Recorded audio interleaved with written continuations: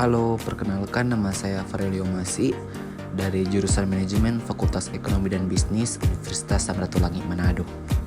Pada saat ini, saya akan membahas materi mengenai manajemen sumber daya manusia pada bisnis retail pada MK Manajemen Retail dengan dosen pengampu Dr. Imelda Welin Juliana Ogi, Sarjana Ekonomi Magister Manajemen. Manajemen sumber daya manusia dalam bisnis retail. Manajemen sumber daya manusia sangat penting dalam bisnis retail, sebab setiap karyawan memainkan peran atau bagian yang penting dalam melaksanakan fungsi pekerjaan dengan baik.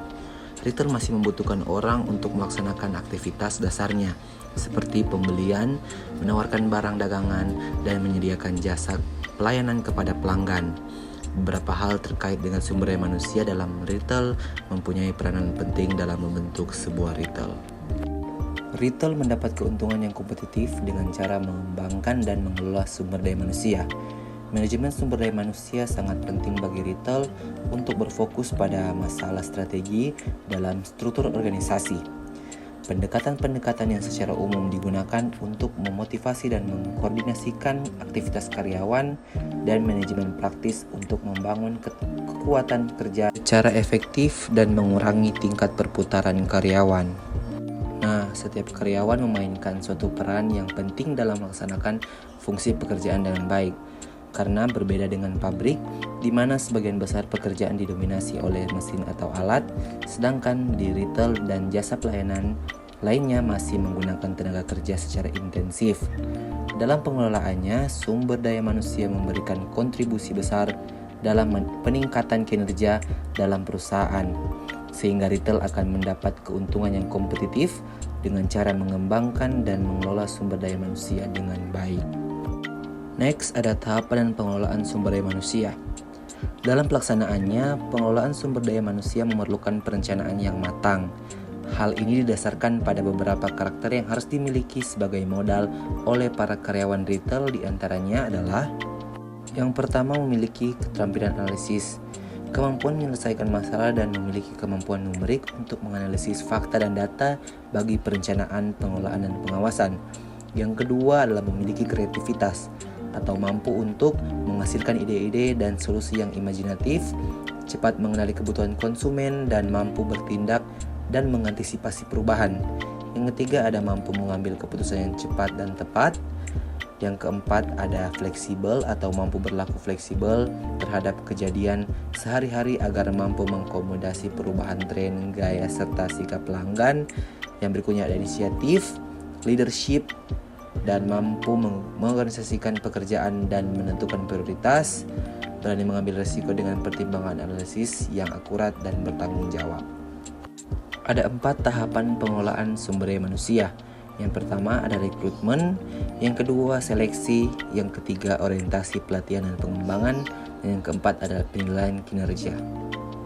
Pengelolaan sumber daya manusia dalam retail sangat menantang, karena pada dasarnya bisnis retail sangat berbeda dengan bisnis atau perusahaan pada umumnya.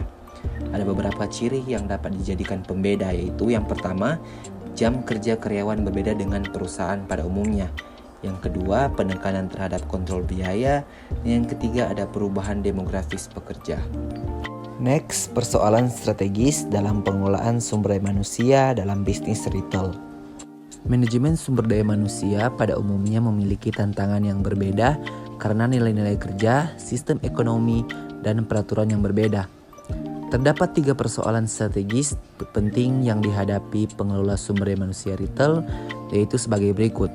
Yang pertama, ada bentuk struktur organisasi harus mampu membagi tanggung jawab dan otoritas dalam melaksanakan tugas pada bisnis unit beserta orang-orangnya. Yang kedua, harus mengkoordinasikan aktivitas berbagai departemen dan memotivasi karyawan untuk dapat bekerja ke arah tujuan keberhasilan perusahaan. Yang ketiga, program yang digunakan untuk membangun komitmen karyawan, mempertahankan nilai-nilai sumber daya manusia. Next, struktur organisasi. Struktur organisasi harus mampu mengidentifikasi aktivitas yang dilakukan karyawan untuk menentukan garis otoritas dan tanggung jawabnya dalam perusahaan. Struktur organisasi dimulai dengan cara menentukan dahulu semua tugas yang ada. Setelah diidentifikasi, dikelompokkan dalam bentuk bidang kerja dan ditentukan pula hubungan timbal baliknya. Struktur organisasi di retail tidak harus selalu baku untuk setiap perusahaan retail.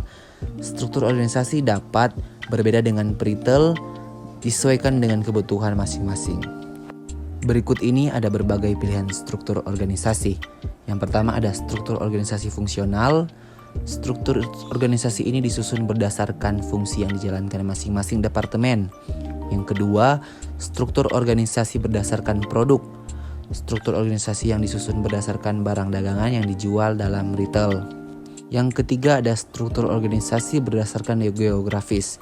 Struktur organisasi ini adalah struktur organisasi yang disusun berdasarkan wilayah geografis yang dilayani retail. Yang keempat ada struktur organisasi kombinasi. Struktur organisasi yang disusun dalam bentuk kombinasi antara fungsional, geografis maupun barang dagangan yang dijual. Tantangan utama dalam penjualan eceran adalah untuk mengurangi tingkat keluar masuk karyawan. Perputaran karyawan yang tinggi akan mengurangi penjualan karena kurang berpengalaman, kurang pengetahuan akan barang dan kebijakan perusahaan, sehingga tidak mampu berinteraksi secara efektif dengan konsumen, dan meningkatkan biaya atau rekrutmen dan pelatihan membutuhkan biaya. Beberapa pendekatan yang dilakukan oleh retail untuk membangun komitmen timbal balik adalah: yang pertama, meningkatkan keterampilan. Yang kedua, memberdayakan karyawan. Dan yang ketiga, menciptakan hubungan kemitraan dalam karyawan. Nah, terdapat 3 aktivitas manajemen sumber daya manusia yang dapat membangun dan mengembangkan komitmen karyawan melalui hubungan kemitraan. Yang pertama, mengurangi perbedaan status antar karyawan.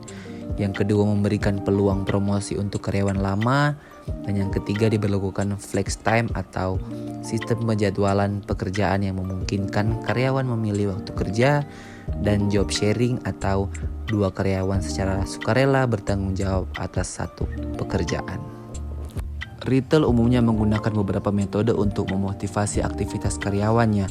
Yang pertama yaitu kebijakan tertulis dan pengawasan sumber daya manusia.